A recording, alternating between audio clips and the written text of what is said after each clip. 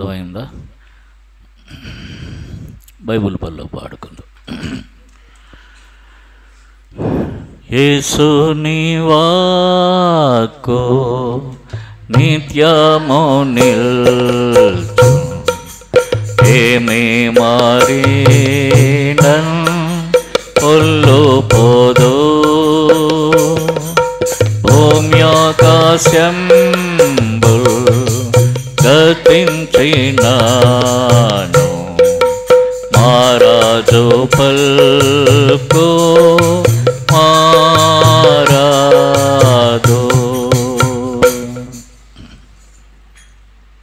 మత్తయి సువార్త 13వ అధ్యాయం.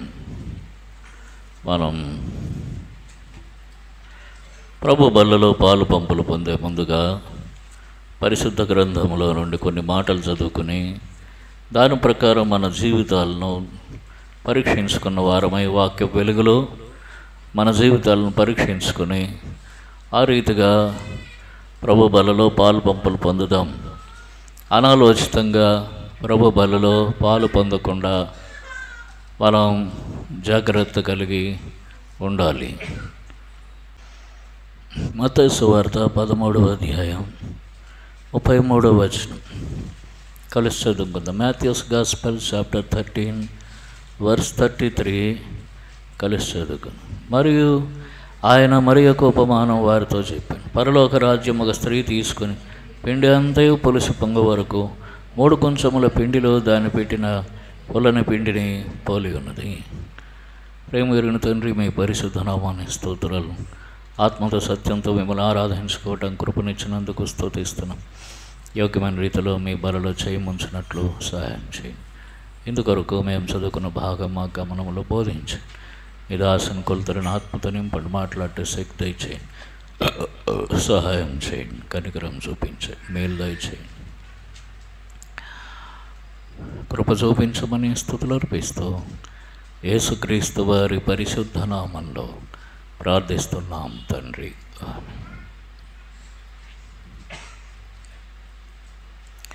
పరలోక రాజ్యం గురించి ప్రభు అనేకమైన ఉపమానాలు చెప్పారు.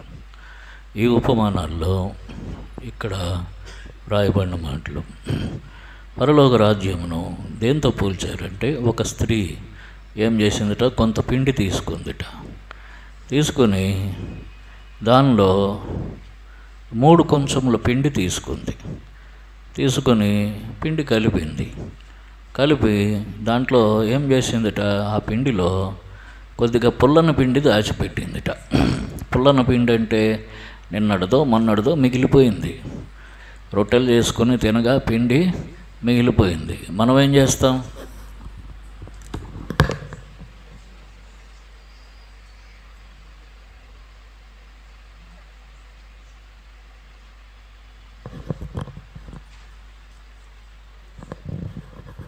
ఎవరో ఒక ఆయన దానికి పేరు పెట్టాడు. ఏంటంటే సద్దిపెట్టిట. ఏమిటది? చెద్దపెట్ట అన్నాడు. ఏమిటది? ఫ్రిడ్జ్లో ఎంత పెట్టినా అది పులుస్తూనే ఉంటుంది. ఫ్రిడ్జ్లో పెడితే ఏదో కొంతసేపటికి వరకు పాడవదు, కానీ ఒక 6 గంటల తర్వాత అది పులుస్తూనే పాడవుతుంటుంది. కాబట్టి పులిసిన పిండి పులిసిపోయింది, నిన్నటిదో మొన్నటిదో మిగిలిపోతే ఏం చేస్తాం మనం? సాధారణంగా పారేయకుండా దాన్ని దాచిపెట్టి దాన్ని మళ్ళీ వంటలో కలిపేస్తాం. ఇవి వండుకొని తింటాం. ఎందుకంటే పారేయలేం, డబ్బులు పెట్టి కొన్నాం. అది పులిసింది అనుకోండి, తర్వాత కడుపులోకి వెళ్ళి ఏం చేస్తుంది, అంత గడిబిడి చేస్తుంది.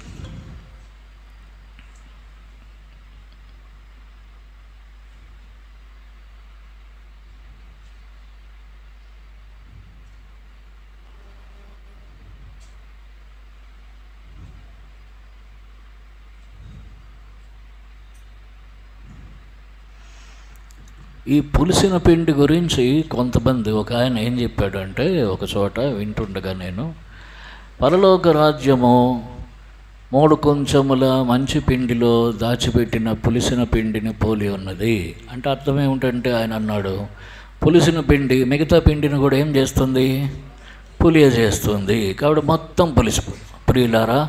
కాబట్టి ఈ పిండి మొత్తం ఏమవుతుంది, అంత పులుసుపై ఎక్కువైపోతుంది. పరలోక రాజ్యం అలాగనే పెద్దగా విస్తరించిపోతుందని చెప్పాడు. కానీ పులిసిన పిండికి బైబిల్ ఏం చెప్తోంది అది చూడాలి. ఇది మంచి గురించి చెప్పట్లేదు, ఇది ఘనత గురించి చెప్పట్లేదు, ఇది ఆశీర్వాదం గురించి చెప్పట్లేదు, క్షేమం గురించి చెప్పట్లేదు. ఇది మంచి కాదు, ఇది చెడు, ఇది ఘనత కాదు, ఇది నష్టం, ఇది ఆశీర్వాదం కాదు, ఇది ఒక రకమైన నష్టం, శాపం. ఎట్లంటే పరలోక రాజ్యాన్ని అంటే అనుగ్రహింపబడిన రక్షణను పాడు చేసుకోవటం గురించి ఇక్కడ ప్రభువు మాట్లాడుతూ ఉన్నాడు. ఒక విషయం గురించి బైబిల్లో ఎక్కడ చెప్పినా ఒకే అర్థంతో మాట్లాడతారు, 2-3 అర్థాలు ఉండవు. వారు పస్కాను భుజించిన తరువాత 7 రోజులు పులియని రొట్టెలతో పండుగ ఆచరించాలి. మీ ఇంటిలో పులిసినది పొంగినది ఏది ఉండకూడదు అని చెప్తాడు నిర్గమకాండం. కాబట్టి వారు పులియని రొట్టెలతో పండుగ ఆచరించాలని అంటాడు. కాబట్టి పస్కా తరువాత పులియని రొట్టెల పండుగ 7 దినాలు. కాబట్టి పులుపు ఏమిటి, నిషిద్ధం, వద్దని చెప్పాడు. పులుపును, పులిసినది ఉండొద్దు, మీ ఇంటిలో పులిసినది ఏది ఉండొద్దు అని చెప్పాడు. కాబట్టి అక్కడ మనకు దొరుకుతుందా? ఎవరైనా నాకు చూపిస్తారా? నిర్గమకాండం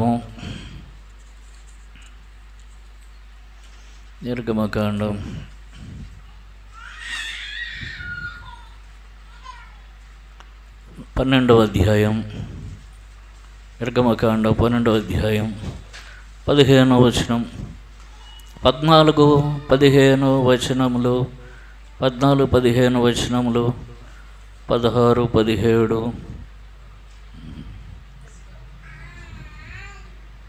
19 వరకు కూడా, 20 వరకు కూడా మార్చి చదువుకుందాం. నిర్గమకాండం 12వ అధ్యాయం 14 నుంచి 20 వరకు మెల్లగా మార్చి చదువుకుందాం. కాబట్టి ఈ దినము మీకు జ్ఞాపకార్థమైన నగును, మీరు యెహోవాకు పండుగగా దానిని ఆచరింపవలను, తరతరములకు నిత్యమైన కట్టడగా దానిని ఆచరింపవలను.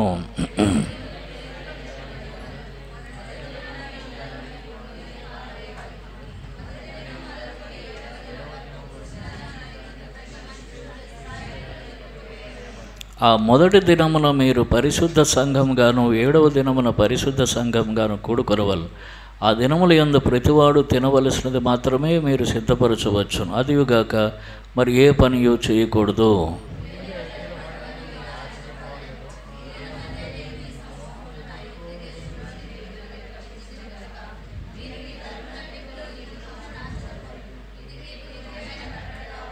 మొదటి నెల 14వ దినమున సాయంకాలం మొదలుకొని ఆ నెల 21వ దినము సాయంకాలం వరకు మీరు పులియని రొట్టెలను తినవలెను.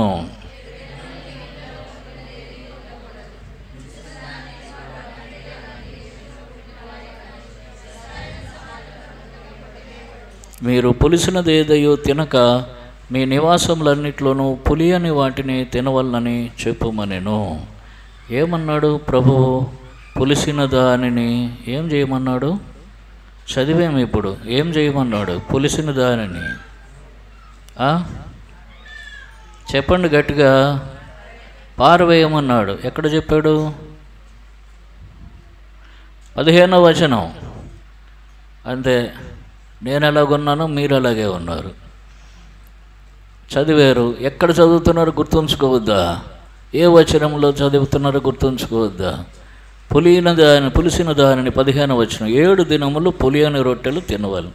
మొదటి దినమున మీ ఇంట్లో నుండి పొంగినది పారవేయవలను. మొదటి దినమున మొదలుకొని 7వ దినం వరకు పులిసిన దాన్ని తిని మనుష్యుడు ఇశ్రాయేలు నుండి కొట్టివేయబడును. కాబట్టి ఏం చేయాలట? పొంగినది పులిసినది పారవేయాలి. దాన్ని తింటే కొట్టివేయబడతారు. కాబట్టి తినొద్దు. 20వ వచనం చెప్తాడు, మీరు పులిసినది ఏదయో తినక అన్నాడు. కాబట్టి పులిసినది ఏం చేయాలి? పారవేయాలి. పులిసిన దాన్ని తినొద్దు. ఇది బైబిల్ నిర్గమకాండంలో ఒక మాట చెప్పి తర్వాత యేసుప్రభువే కదా మళ్ళీ చెప్తోంది. ఇక్కడ చెప్పింది దేవుడే, అక్కడ చెప్పింది దేవుడే. కాబట్టి ఇక్కడ మళ్ళీ ఇక్కడ చెప్పి దాచుకోమని చెప్తాడు ఆ పులిసిన పిండిని. అప్పుడు దాని అర్థం ఏంటి? బుద్ధిహీనత. ఆ ముసలమ్మ ఎవరో, ముసలమ్మ మంచి స్త్రీ అని చెప్పాడు. ఆ స్త్రీ ఎవరో ఏం చేసిందంటే పారవేయవలసిన పులిసిన పిండిని ఏం చేస్తోంది, తీసి దాచిపెడుతోంది. అది కూడా ఎందులో, కొత్త దానిలో. దానికది దీనికది సెపరేట్ చేసుకుంటే బాగుండు. రెండు సెపరేట్ చేసుకొని దానికే రొట్టె కాల్చుకొని తినేసి వీటికి రొట్టె కాల్చుకొని తింటే ఇవి పాడవకుండా ఉంటాయి. కానీ అట్లా చేయలేదు. పులిసిన దాన్ని తెచ్చి ఏమి దాచిపెట్టిందిట. చూడండి ఆ మాటలు. 3 కొంచెముల పిండిలో దాచిపెట్టిన అంటే ఎవరికి కనబడదని. దాచిపెట్టేటువంటి అర్థం ఏంటి, ఎవరికి కనబడకుండా. అంటే బహుశా ఇంట్లో ఉన్నవాళ్ళు అడుగుతారేమో, పులిసిన పిండి ఎందుకు పెట్టావు పారేయకుండా అంటే అనుకుంటే దాచిపెట్టినట్టు లోపల. దాచిపెట్టి చుట్టూ కొత్త పిండి ఉంది. అడుగునేముంది లోపల, ఎటు చూసినా కొత్త పిండి కనిపిస్తుంది. పెద్ద ముద్ద. 3 కొంచెములు అంటే తక్కువ. ఒక కొంచెం అంటే 3.5 కేజీలు సుమారుగా. 3 కొంచెములు అంటే 10 కేజీలు పైన. 10 కేజీల పిండి అంటే ఎంత వస్తుంది ముద్ద? ఎంత ముద్ద వస్తుంది, అర్థమైందా? అవునా కదా? ఎంత ముద్ద. అంత ముద్దలో కొంచెం పులిసి, కొంచెమే కదా ఎక్కడ పారేస్తాం ఇది అని చెప్పి మధ్యలో పెట్టిందట. మళ్ళా పెట్టి చుట్టూ చూస్తే పైనుంచి తీస్తూ ఉంటే అంత కొత్త పిండి. ఎటు చూసినా కొత్త పిండి. అబ్బా చాలా బాగుంది. మనకు మార్కెట్లో దొరికేవని ఇలాగే ఉంటాయి. అర్థమైందా? హోటల్కి పోతాం, వాడెవడో పెద్ద పేరు పెట్టిన హోటలు. ఆడికి పోతే ఏం చేస్తాడు, నిన్నటి పచ్చడి మొన్నటి కూర పెట్టి మసాలా దోశ అని అంటాడు. అందులో ఉండేది నిన్నటి పచ్చడి మొన్నటి కూర. తిన్న తర్వాత తింటున్నప్పుడు ఏం తెలియదు, తిన్న గంట తర్వాత తెలుస్తుంది దాని సంగతి అంతా. అది పలకరిస్తూ ఉంటాయి. బాగున్నానా నేను బాగున్నానా అంటుంటాయి. అప్పుడు కానీ మనకు తెలియదు. అది పులిసిన దాని సంగతి. ఇప్పుడు ఈయన మధ్యలో పెట్టింది. మధ్యలో పెట్టి ఇంత పెద్ద ముద్దలో మధ్యలో పెడితే చిన్న పిండి ఏమైపోతుందిలే అని పెట్టింది. ఏమవుతుందిట, ఎంతవరకు పెట్టిందిట, అంతయు పులిసి పొంగు వరకు. ఇంక మామూలుగా కూడా కాదు, పులిసి పొంగిందిట. అంటే అది ఆమె ఎంత ఘనురాలో చూడండి. పులిసి పొంగిందంటే బుసబుసలాడుతోందన్నమాట. దాంట్లో మళ్ళీ నీళ్లు గడపక్కర్లేదు, అట్లనే దోశలు పోసేయచ్చు. అంత పొంగినంత వరకు ఆ పిండిని అట్లా దాచిపెట్టింది. అంటే ఈ నిర్లక్ష్యం. ఏమవుతులే తీయనా అంటారు, ఏమవుతులే అంటే అంటే మొత్తం అక్కడ ఆగిపోయింది. అంత పులిసిపోయి పొంగిపోయింది. అలాంటిది చేయొద్దని ఇక్కడ చెప్తూ ఉన్నాడు. కాబట్టి మొత్తం పిండి పులిసిపోయింది. ఇప్పుడు దేనికి ఉపయోగపడుతుంది? ఇప్పుడు అది పస్కాను ఆచరించడానికి ఉపయోగపడుతుందా? పస్కా తర్వాత పులియన రొట్టెల పండుగ 7 దినాలు పండుగ ఆచరించడానికి ఉపయోగపడుతుందా? ఉపయోగపడదు. అంటే ఏం చేసుకుంది? శ్రేష్టమైనది తనకు దొరికింది కానీ పాడు చేసుకుంది. ఆమె దేనివల్ల? ఆమె బుద్ధిహీనత వల్ల,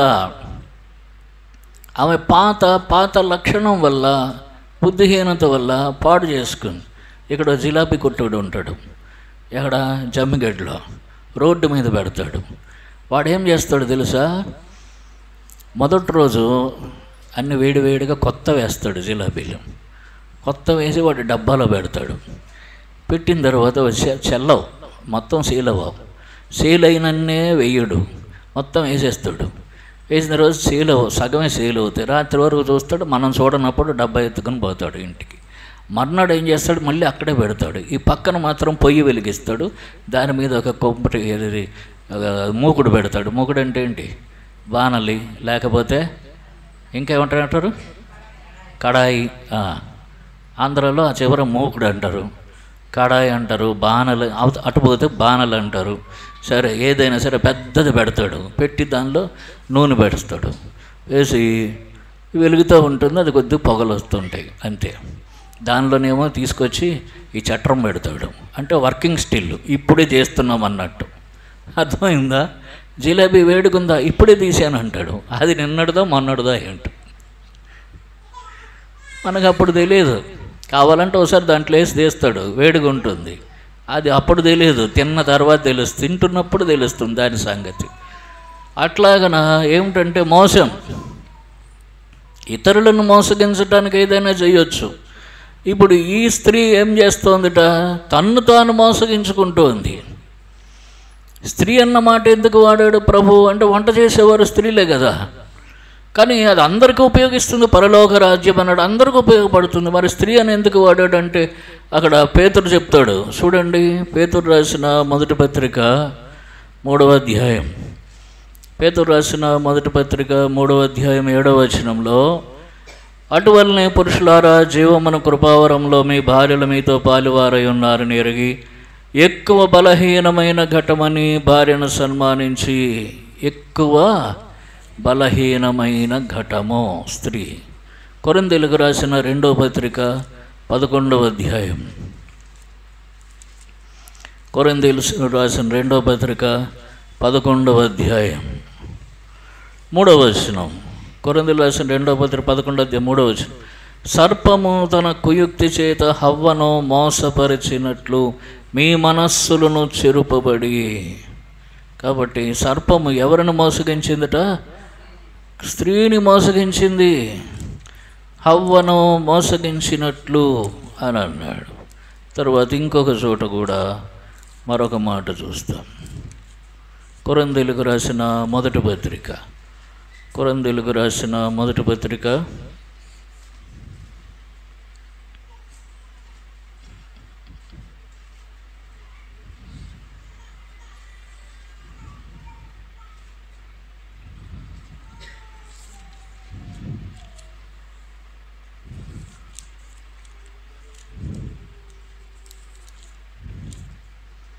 2వ తిమోతికి రాసిన పత్రికలో చూస్తాం.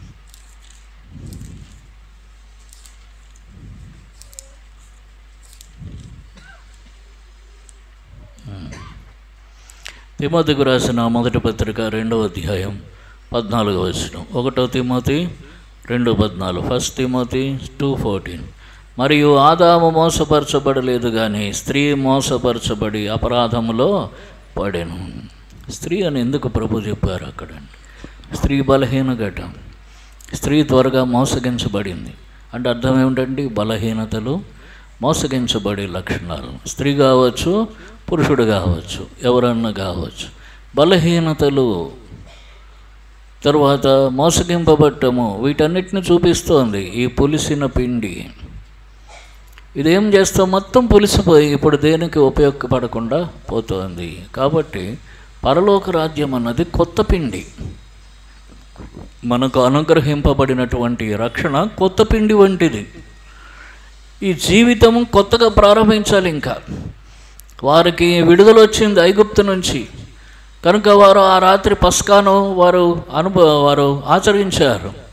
పస్కాను ఆచరించిన తరువాత వారు ఏం చేశారు? ఒక మేకపిల్లను తీసుకుని దాన్ని కోసి దాని రక్తమును వారి గృహం యొక్క, వారి ఇళ్ళ యొక్క నిలువు కమ్మికి, అడ్డకమ్మికి రాశారు. రాసిన తర్వాత వారు ఏం చేశారంటే పులి అనే పిండి మూట కట్టుకుని వారు ప్రయాణం చేశారు. వారి దారిలో 7 దినములు ఆ పులి అనే పిండినే వారు తినాలి. పులిసినదేది వారు పట్టుకుని ప్రయాణం చేయకూడదు. పులి అనేదే పట్టుకుని ప్రయాణం చేయాలి. తర్వాత పులిసినదంతా పారివేయాలి. తర్వాత అందుకే విడుదల తర్వాత వారు ఏం చేయాలి? పులి అనే రొట్టెల పండుగ చేసుకోవాలి.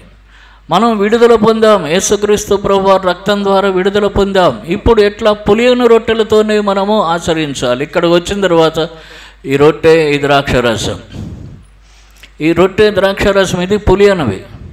ఉదయాన్నే చేస్తున్నారు ఆ రొట్టె, రాత్రి చేసి పెడుతున్నారు. అర్థమైందా?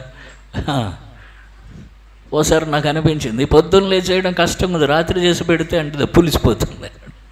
అమ్మో పులిసిపోతుంది, అది లాభం లేదు. మనం పులిసింది అక్కడ పెట్టకూడదు. కాబట్టి పులియని రొట్టెలతోటే పండుగ ఆచరించాలి. పండుగ అంటే దానిలో పాలు పంపులు పొందాలి. పులిసినది ఏమిటంటే పాతది. ఎందుకు పులిసిన దాన్ని పట్టుకుంటారంటే మోసగించబడి, లేకపోతే బలహీనతలను బట్టి ఆ పులిసిన దారిని ఇంకా ఉంచుకుంటున్నారు. కాబట్టి కొత్తదిగా మనకివ్వబడినటువంటి ఆ పిండి అంటే కొత్త జీవితం ప్రారంభించాము. రక్షణతో కొత్త జీవితం ప్రారంభించాము. అందుకని యోహాను సువార్త 3వ అధ్యాయం 3వ వచనం చదవండి ఎవరన్నా.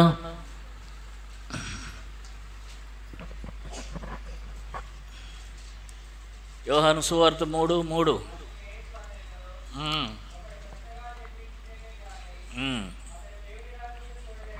ఒకడు క్రొత్తగా జన్మించాడు. తర్వాత 5వ వచనం, యేసు ఇట్లనెను, ఒకడు నీటి మూలముగాను ఆత్మ మూలముగాను జన్మించితేనే కానీ, నీటి మూలముగాను ఆత్మ మూలముగాను క్రొత్తగా జన్మించిన వారం. అక్కడ ప్రారంభమైంది మన యాత్ర. క్రొత్తగా జన్మించాం. ఇప్పుడు జీవితం అంతా క్రొత్తది. చూడండి, అక్కడ అంటాడు, పేతురు రాసిన మొదటి పత్రిక 2వ అధ్యాయం 2వ వచనం నుంచి చూడండి. పేతురు రాసిన మొదటి పత్రిక 2వ అధ్యాయము 1-2 వచనాలు. ప్రభు దయాళుడని మీరు రుచి చూచి ఉన్న యెడల సమస్తమైన దుష్టత్వమును, సమస్తమైన కపటమును, వేషధారను, అసూయను, సమస్త దూషణ మాటలను మాని క్రొత్తగా జన్మించిన శిశువులను పోలిన వారై నిర్మలమైన వాక్యమును పాలవలన మీ రక్షణ విషయంలో ఎదుగు నిమిత్తము ఆ పాలను అపేక్షించుడి. క్రొత్తగా జన్మించిన శిశువులను పోలిన వారై. కాబట్టి క్రొత్త జన్మ, క్రొత్త జీవితం, క్రొత్త ప్రయాణం, క్రొత్త పిండి. పాతది ఉండకూడదు. పాతది ఏమిటో పేతురు చెప్పాడు. అక్కడ ఏమిటేమిటన్నాడు పేతురు? ఏమన్నాడు? అసూయ, సమస్తమైన అసూయ, దుష్టత్వము, వేషధారణ, దూషణ మాటలు వాని, సమస్తమైన కపటం, అసూయ, వేషధారణ, దూషణ మాటలు కొన్ని చెప్పు వదిలేసాడు అక్కడ. అంటే పాత లక్షణాలు ఏవైతే ఉన్నాయో వాటిని మానేసేయాలి. అప్పుడు ఆ రొట్టెలో పాలు పంపులు పొందాలి. అందుకనే కొరింథీయులకు రాసిన మొదటి పత్రిక 5వ అధ్యాయంలో ఏమన్నాడు చూడండి. 1 Corinthians chapter 5 6, 7, 8 వచనాలు. 1 కొరింథీ 5వ అధ్యాయం 6, 7, 8 వచనాలు. మీరు అతిశయపడటం మంచిది కాదు. పులిసిన పిండి కొంచెమైనను ముద్దంతయు పులిజేయునని మీరు ఎరుగరా? మీరు పులిపిండి లేనివారు గనుక క్రొత్త ముద్ద అవుటకై ఆ పాతదైన పిండిని తీసి పారవేయుడు. ఇంతేకాక క్రీస్తును మన పస్కా పశువు వధింపబడిన. కలిసి చదువుకున్న 8వ వచనం.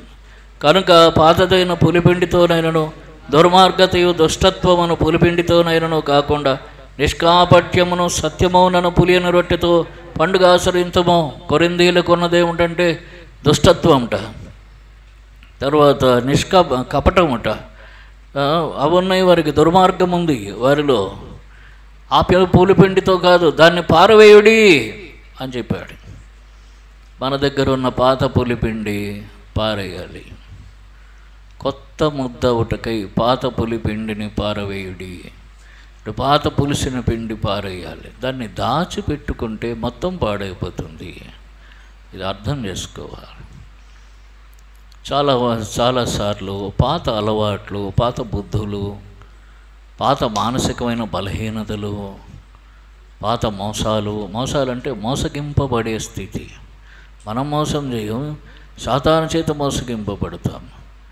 అందుకనే స్త్రీని చెప్పాడు ప్రభు అక్కడ.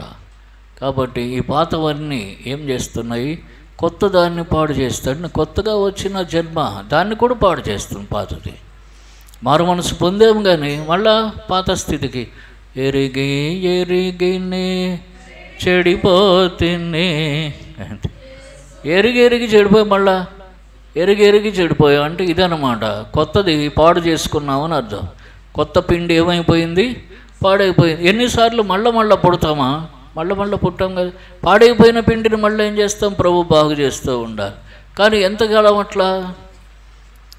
కనుక పాతదైన పులిపిండి తీసి పారవేయడు. ఇప్పుడు ఏదైతే నువ్వు దాచుకున్నావు నీ జీవితంలో పాతది, అబద్ధాలో, మోసమో, లేకపోతే ఇంకా ఇక్కడ వీడేమిటంటే జారత్వం. కొరింథీయులకు రాసిన పత్రిక 5వ అధ్యాయంలో పాతదైన పులిపిండి ఏమిటంటే జారత్వం. వాడెవడో తండ్రి భార్యను ఉంచుకున్నట్టు, వాడు ఎంత దరిద్రుడో అర్థం కాదు. వాయు వరుసలు కూడా లేనటువంటి వ్యభిచార జీవితం వారికి ఉన్నటువంటి. అందుకనే దుర్మార్గం అన్నాడు, దుష్టత్వం అన్నాడు. కనుక ఇంకా రకరకాలు మనకు అక్కడ పేతురు చెప్పాడు. ఏమన్నాడు? అసూయ, కపటము, ద్వేషం, తర్వాత సమస్తమైన దూషణ మాటలు ఆయనకు కనబడినవి అవి చెప్పాడు. వారిద్దరికి తెలియని మన దగ్గర చాలా ఉంటాయి. వాళ్ళకి తెలియవు. ఆ రోజుల్లో వాళ్ళకి సినిమాలు తెలియవు, తెలుసా? వారికి సినిమాలు తెలియవు. మనకి సినిమా హీరోలే మనకు నాయకులు, మనకి హీరోలు.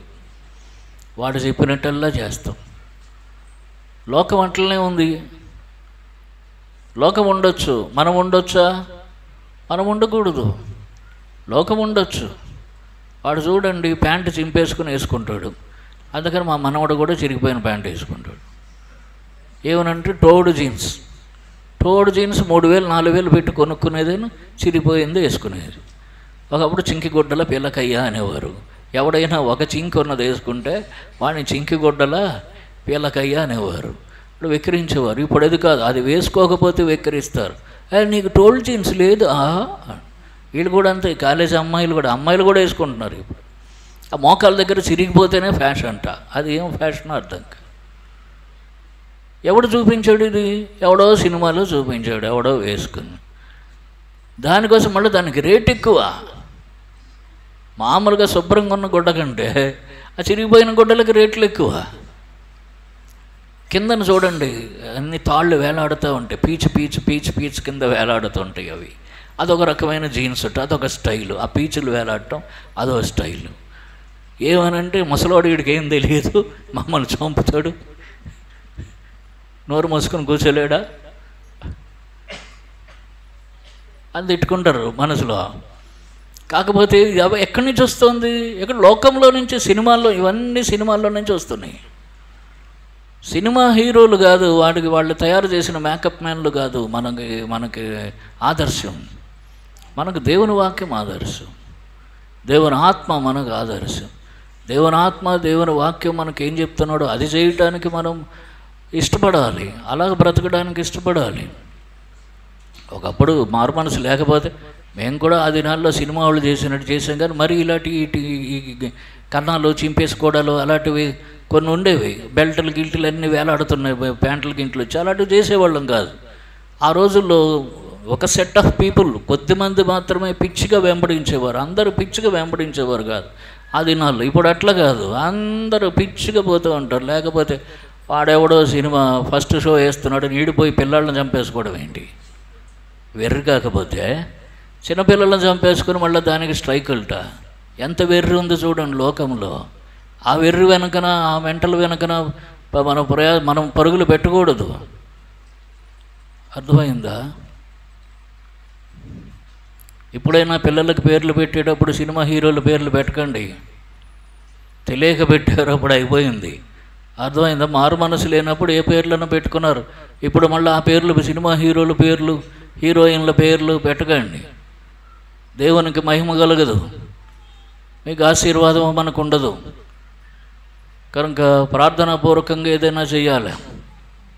అయిపోయింది, తెలియక చేసాము, అయిపోయింది. అది పాతదైన పులిపిండి. ఇలాంటివి ఎన్నో ఉన్నాయి బలహీనతలు.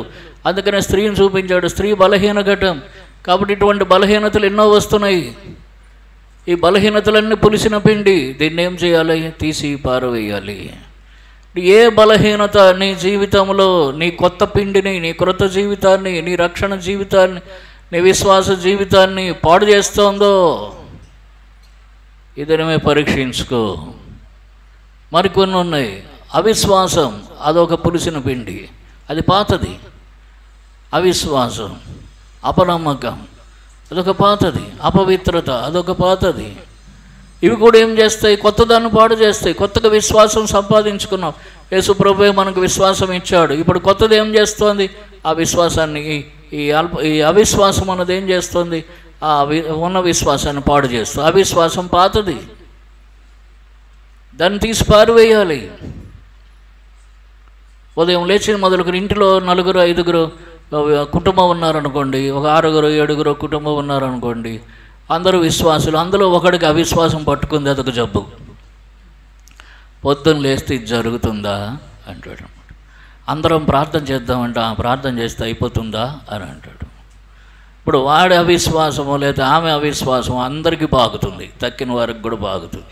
అందరూ బలహీనమైపోతారు. ముద్ద కొంచెం పులిసినదైతే ముద్దంతయు పులియజేయును. కొరింథీ 1:5 అదే చెప్తున్నాడు. ఒక ఇంటిలో ఒక్క అవిశ్వాసం ఉంటే ఇళ్ళంతా, కుటుంబం అంతా అవిశ్వాసులు అయిపోతారు. జాగ్రత్త. నీ అవిశ్వాసం వలన కుటుంబాన్ని పాడు చేయొద్దు. నీ అపవిత్రత వలన కుటుంబాన్ని పాడు చేయొద్దు. అందరూ ప్రార్థన చేసుకుంటూ ఉంటారు, నువ్వు టీవీ పెట్టుకుంటావు, టీవీలో పాటే పెడతావు. ఏం పాట? క్రిస్టియన్ పాటే పెడతావు, కానీ వాళ్ళకి డిస్టర్బెన్స్, వాళ్ళు ప్రార్థన చేసుకోవడానికి ఉండదు. అవసరం అప్పుడు ఆ పాట పెట్టుకోవడం. ప్రార్థన చేసుకునే వారికి సమయం కావాలా? నీకు పాట కావాలంటే తర్వాత పెట్టుకో. ఇలాగే ఎన్నో రకాలుగా కుటుంబంలో ఒకరు ఇద్దరు తక్కిన వారికి నష్టం చేస్తూనే ఉంటారు. పులిసిన పిండి, అవిశ్వాసం, అపనమ్మకం, దుర్మార్గత, దుష్టత్వం, అంతేకాదు అసూయలు. ఇంట్లోనే ఒకళ్ళంటే ఒకళ్ళకి అసూయ, ఒకళ్ళంటే ఒకళ్ళకి ఇంట్లోనే అసూయ. అదేం చేస్తుంది? అందరికీ నష్టం చేస్తుంది. ఒక్కరు అసూయ అందరికీ నష్టం చేస్తుంది. అందుకని అన్నాడు, పులిసిన పిండి కొంచెమైనా సరే ముద్దంతయు పులియజేయును. ఆ పులిసిన పిండి మన సంఘంలోనికి వస్తే సంఘం అంతా పులిసిపోతుంది. కనుక పాతది ఏమున్నాయి? పాత లక్షణాలు, శరీర సంబంధమైనవి, లోక సంబంధమైనవి, ఏవి ఇంకా దాచిపెట్టుకున్నవి ఉన్నాయి విడిచిపెట్టకుండా. ఆమె ఏం చేసిందంటే ఎవరికి కనబడదని దాచిపెట్టి మొత్తం పులిసిపోయిన తర్వాత అప్పుడు, ఏం చేసావమ్మా అంటే, ఏం లేదు, కొద్దిగా దాచిపెట్టిన అంతే, కొద్దిగా దాచిపెట్టిన, ఇంతే కదా అని, గింతే కదా అని దాచిపెట్టిన అంట. ఆ గింత గంత అయింది, మొత్తం పోయింది. అర్థమైందా? కాబట్టి ఫలితం వచ్చిన తర్వాత ఏడ్చి ప్రయోజనం మొత్తం అంతా పాడైపోయింది. అప్పుడు ఏడ్చి ప్రయోజనం ఏముంది? కుటుంబం అంతా నష్టపోతుంటారు ఒక్కొక్కసారి. అప్పుడు దుఃఖపడి ప్రయోజనం ఏముంది? మొదటి దాన్ని ఖండించాలి, దాన్ని తీసి పారవేయాలి. కనుక పాతది ఏముంది నీ జీవితంలో? ఈ దినం మానసికంగా, క్రియలలో ఫ్యాన్స్ ఉంటారు మనకు. మనమే ఫ్యాన్స్, అంతేనా? మనమే ఫ్యాన్స్ అంటారా? మనం ఫ్యాన్స్ అయితే వాళ్ళు ఏమంటారు అమ్మాయి? నాకే తెలియదు, నీకు తెలియదు కావాలి, భక్తురాలువే నువ్వు, నీకు తెలియదు. మనం ఫ్యాన్స్ అయితే వాళ్ళు ఏమవుతారు? వాళ్ళకి మనం ఫ్యాన్స్, మనకు వాళ్ళు ఏమవుతారు? హీరోసా? ఓ, అది హీరోసు, హీరోయిన్స్ తదేకంగా వాళ్ళనే చూస్తుంటాం. అంటే వాళ్ళు సినిమా హీరోయిన్స్ కావచ్చు, లేకపోతే క్రికెటర్స్ కావచ్చు, లేదా సింగర్స్ కావచ్చు, పాప్ సింగర్స్ కావచ్చు, ఇంకేవో రకరకాలు వచ్చేసి నాకు తెలియదు అవన్నీ. ఆ సింగర్స్, ఈ సింగర్స్ వాళ్ళు కావచ్చు ఫ్యాన్స్, వాళ్ళకి మనం ఫ్యాన్స్. సమయం అంతా వాళ్ళ కోసమే వేస్ట్ చేయటం. చాలామంది తెలియకుండా ఆ రోజుల్లో మేము ఏం చేసామంటే, ఈ ఆంధ్రజ్యోతి, ఆంధ్రప్రభ వాటన్నిటి మీద అన్ని సినిమా యాక్టర్ల ఫోటోలు వేసేవారు. దాన్ని నీట్గా కట్ చేసుకుని ఉంటారు. మళ్ళీ ఎక్కడ నీట్గా కట్ చేసి దాన్ని ఏమో టెక్స్ట్ బుక్లో మధ్యలో పెట్టేసుకోవటం, మళ్ళీ ఎవరు చూడకుండా. కాబట్టి ఆ లెక్చరర్ ఏమో ఆ పాఠం చెప్తా ఉంటే ఇది చూస్తా కూర్చోవటం. ఇట్లా ఆహా ఎంత బుద్ధిగా వింటున్నారు వీళ్ళు అనుకుంటే చూస్తున్నదే హీరోయిన్ ఫోటో. అర్థమైందా? ఒక్కొక్కసారి లెక్చరర్లకు డౌట్ వచ్చి తీసేవారు. తీసి ఓరు వెదవా నీ టైం వేస్ట్ చేసుకుంటున్నారు అని. అర్థమైందా? అట్లాగా ఫ్యాన్స్ మనకు ఉంటారు, రకరకాల హీరోస్, హీరోయిన్స్, ఆ ఏరియాలో, ఆ యాంగిల్లో, లేదా ఆ డిపార్ట్మెంట్లో, వాటిలో వీటిల్లో వాళ్ళందరినీ పెట్టుకొని టైం అంతా వేస్ట్ చేసి, పాతదై అదంతా కూడా పాతదైన పులిపిండి. ఎవరిని? బిల్లీ గ్రాహంను పెట్టుకో హీరోగా, బక్సింగ్ గారిని పెట్టుకో హీరోగా. అర్థమైందా? జాన్ వెస్లీ అంటే రాజమండ్రి ఆయన కాదు, ఇంగ్లాండ్ ఆయన దైవజనుడు. ఆ జాన్ వెస్లీలు ఇప్పుడు చాలామంది ఉన్నారు. ఆ జాన్ వెస్లీ అంటే ఇంగ్లాండ్లో దైవజనుడు, ఆయన్ని పెట్టుకో, అలాంటి వారిని పెట్టుకో, విలియం కేరీని పెట్టుకో, నీ ఎదుట నువ్వు బాగుపడతావు. కానీ పులిపిండిని అంతటినీ పెట్టుకొని ఉన్నదాన్ని, కొత్తదాన్ని అంతటినీ, ఈ రక్షణ సంబంధమైన దాన్ని, దైవిక సంబంధమైన దాన్ని, దేవుని స్వరూపంలోని, క్రీస్తు స్వరూపంలో నిన్ను మార్చేటటువంటి దాన్ని పాడు చేసేటటువంటిదంతా కూడా నీ జీవితంలోనికి వస్తూ ఉన్నది. కనుక ఈ దినమే ఏది ఆ పాతది నువ్వు విడిచిపెట్టలేకపోతే ఇంకా దాచుకున్నావు, ఎవరికి వాళ్ళకే తెలుస్తుంది. నా జీవితంలో పాతది ఏముందో ఉంటే నాకు తెలుస్తుంది, నీ జీవితంలో పాతది ఏముందో అది ఉంటే నీకే తెలుస్తుంది. దాన్ని దినం విడిచిపెట్టు. అందుకని ఇక్కడ ఏమన్నాడు చూడండి, 1 కొరింథీ 5:8, 1 కొరింథీ 5:8 కలిసి చదువుకుందాం. 1 Corinthians chapter 5 verse 8. కనుక పాతదైన పులిపిండితోనైనా దుర్మార్గతయు దుష్టత్వమునను పులిపిండితోనైనా కాకుండా నిష్కాపట్యమును సత్యమునను పులియని రొట్టెతో పండుగ ఆచరించు. కాబట్టి మనం ఆ రొట్టె దగ్గరికి వచ్చాం. ఆ రొట్టెలో చేయి ముంచేటప్పుడు పాతదైన పులిపిండి ఏమీ ఉండకుండా దాన్ని తీసి పారవేసి దుర్మార్గత్వము దుష్టత్వం అనే పులిపిండి ఏమి లేకుండా నిష్కపటమయం సత్యమయమైన నిష్కపటమైన కొత్త పిండి, అటువంటి స్థితిలో అటువంటి హృదయంతో ఆ బలలో పాలు పంపులు పొందుతాం. మన ఆలోచనలు, మన మాటలు, మన మాట్లాడే విధానం, మనం ఆలోచన చేసేటటువంటి విధానం, ఇదంతా కూడా ఎప్పుడైతే కొత్తగా జన్మించామో అవన్నీ మారిపోవాలి. శరీరం మారిన తర్వాత, బ్రెయిన్ మారిన తర్వాత ఆలోచనలు కూడా మారిపోతాయి, హృదయం మారిపోతుంది, అన్నీ మారిపోవాలి. కొత్తగా పుట్టిన శిశువుల బోలి అని అన్నాడు. కాబట్టి కొత్తగా పుట్టిన శిశువు వాడు కొత్తగా ఆలోచిస్తాడు. కాబట్టి బైబిల్ ప్రకారం వాక్యానుసారంగా దేవుని ఆత్మానుసారంగా ఏదైతే ఆలోచన విధానం మనం కలిగి ఉండాలో దానిలోనికి మార్పు చెందాలి. క్రీస్తు స్వరూపం మీ అందు ఏర్పడే వరకు నాకు మరలా ప్రసవ వేదన కలుగుచున్నది అన్నాడు గలతీయులకు రాసిన పత్రికలో. ఏమిటంటే దాని ఉద్దేశం ఆ మార్పు బయట రూపం కాదు, అంతరంగ రూపం మారాలి. ఆ మార్పు దానంతట అది రావాలి. దానికోసం మనం పాత దాన్ని విడిచిపెడుతూ ఉంటే కొత్తది మనలోనికి వస్తూ ఉంటుంది. లేకపోతే పాతదే పాతదే పాతదే అది కొనసాగుతూనే ఉంటుంది. మనం నష్టపోతాం, చుట్టూ ఇంట్లో ఉన్నవారిని నష్టం చేస్తాం, సంఘంలో ఉన్నవారిని నష్టం చేస్తాం. కనుక ఆ ముద్ద మనం కాకూడదు. ఇంకొకటి చూసారా, ఇంకొక విషయం, ఆ చిన్న పులిసిన పిండి మనం కాకూడదు. మొత్తం పిండిని పాడు చేసేస్తాం. ఆ చిన్న పులిసిన సర్లే అన్న నేను రానులే ఇంకా అంటాడు. కొంతమందిని హెచ్చరించడానికి భయం వేస్తుంది.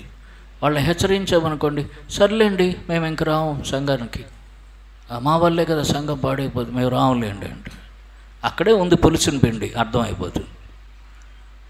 పులిసిన పిండి లేకపోతే సరి చేసుకుంటావని అంటారు. అర్థమైందా?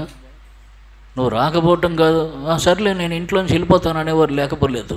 సంఘం అంటే సంఘం అది. ఇంట్లోకైతే సంఘానికైతే రాము అంటారు, ఇంట్లోకైతే సర్లే నేను వెళ్ళిపోతాలే, నా వల్లే కదా కుటుంబం పాడైపోతుంది, నేను వెళ్ళిపోతాను, చచ్చిపోతాలే, నేను చచ్చిపోతాను అని భయపడుతూ ఉంటారు. ఎవడు చచ్చిపోతే పోతావు అంతే. ఓ రోజు ఏడుస్తారు, 2 రోజులు ఏడుస్తారు, 4 రోజులు ఏడుస్తారు, అంతకంటే ఏడవరు. ఈ రోజుల్లో ఏడవటానికి మాత్రం ఎవడికి ఓపికలు ఉన్నాయా? ఏడిస్తే ఈడు పడిపోతాడు. ఎవరో 10 మంది వచ్చినప్పుడు ఒకసారి బోర్ని ఏడుస్తారు, 10 మంది వెళ్ళిపోయిన తర్వాత మళ్ళీ కళ్ళు తుడి చేసుకొని అంతకని ఏడుస్తాంలే అని ఊరుకుంటారు. చచ్చి ఏం సాధించలేము. అర్థమైంది? బతికుండి సాధించు. సంసోను చచ్చిపోయి సాధించుదామని కూడా ఆఖరికి గుడ్లు పీకేసిన తర్వాత ఒక్కసారే ప్రభు అన్నాడు. ఆ గుడి మూల స్తంభాలను పట్టుకుని పడ్డాడు, వంగాడు, ఆయన చనిపోయాడు, 3000 మంది చనిపోయారు. సత్యం సాధించాడు, చనిపోయాడు. సత్యం సాధించలేం. కాబట్టి ఊరకనే దూరంగా వెళ్ళిపోవటం కాదు, ఆ పులిసిన పిండిని దాన్ని తీసేసి నీలో ఉన్న పులిసిన లక్షణాలు, పాత లక్షణాలు, పాడు చేస్తున్న లక్షణాలు, నీ ఆత్మీయ జీవితాన్ని నష్టపరుస్తున్నవి, నీ కుటుంబానికి నష్టం కలుగజేస్తున్నవి, సంఘానికి నష్టం కలుగజేసేటటువంటివి ఏమున్నాయో అవన్నీ కూడా తీసి బయట పారవేసి నువ్వు సంతోషంగా ఆశీర్వదంగా ఉంటావు. పిండి ఏమవుతుంది? ఇతరులకు ఉపయోగపడుతుంది. అప్పుడు మన జీవితాలు ఇతరులకు ఉపయోగపడతాయి. ఆ రొట్టెలు కాలిస్తే దేవునికి నైవేద్యం. అప్పుడు మన జీవితాలు దేవునికి నైవేద్యంగా ఉంటాయి. అక్కడ అంటాడు, రోమిలకు రాసిన పత్రిక 12వ అధ్యాయము 2వ వచనం చూడండి. రోమిలకు రాసిన పత్రిక 12వ అధ్యాయము 2వ వచనం, 1వ వచనం, 1-2 వచనాలు కలిసి చదువుకుందాం. కాబట్టి సహోదరులారా, పరిశుద్ధమును దేవునికి అనుకూలమునైన సజీవ యాగముగా మీ శరీరములను ఆయనకు సమర్పించుకున్నాడని దేవుని వాత్సల్యమును బట్టి మిమ్మల్ని బతిమాలుకొనుచున్నాను. ఇట్టి సేవ మీకు యుక్తమైనది. మీరు ఈ లోక మర్యాదను అనుసరింపగా ఉత్తమమును అనుకూలమును సంపూర్ణమునైన దేవుని చిత్తమేదో పరీక్షించి తెలుసుకున్నట్లు మీ మనస్సు మారి నూతనముగట వలన రూపాంతరం పొందుడి. ఈ లోక మర్యాదను అనుసరించొద్దు. దేవుని చిత్తం తెలుసుకో. ఉత్తమమైనది, అనుకూలమైన, సంపూర్ణమైన దేవుని చిత్తం తెలుసుకో. మనస్సు మారు, నూతనంగా చేసుకో.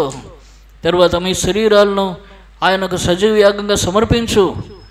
అట్టి సేవ అంటే అట్టి ఆరాధన, అట్టి జీవితం దేవునికి యుక్తమైనది. కనుక పరీక్ష చేసుకుందాం. బలహీనతలన్నీ ఒప్పుకున్నాను దేవుని దగ్గర. ఆ పాత బలహీనతలు ఇంకా ఉన్నాయి ప్రభు, నాలో పోవట్లేదు, నేను పూర్తిగా మారలేదు, రూపాంతరం చెందలేదు, నన్ను క్షమించు. ఆ పులిసిన పిండిని దాచిపెట్టుకున్నాను, నన్ను క్షమించు, తీసేస్తున్నాను. మళ్ళా నేను దాన్ని తెచ్చుకోకుండా, అది నన్ను పట్టుకోకుండా నాకు సహాయం చేయి, నన్ను బలపరచు అని ప్రార్థన చేసుకొని యోగ్యమైన రీతిలో పశ్చాత్తాపంతో యోగ్యమైన రీతిలో ప్రభు బలలో పాల్పంపులు పొందుదాం. ప్రియ ప్రభు మనకు సహాయం చేయను గాక. ఒకరిల్లండి.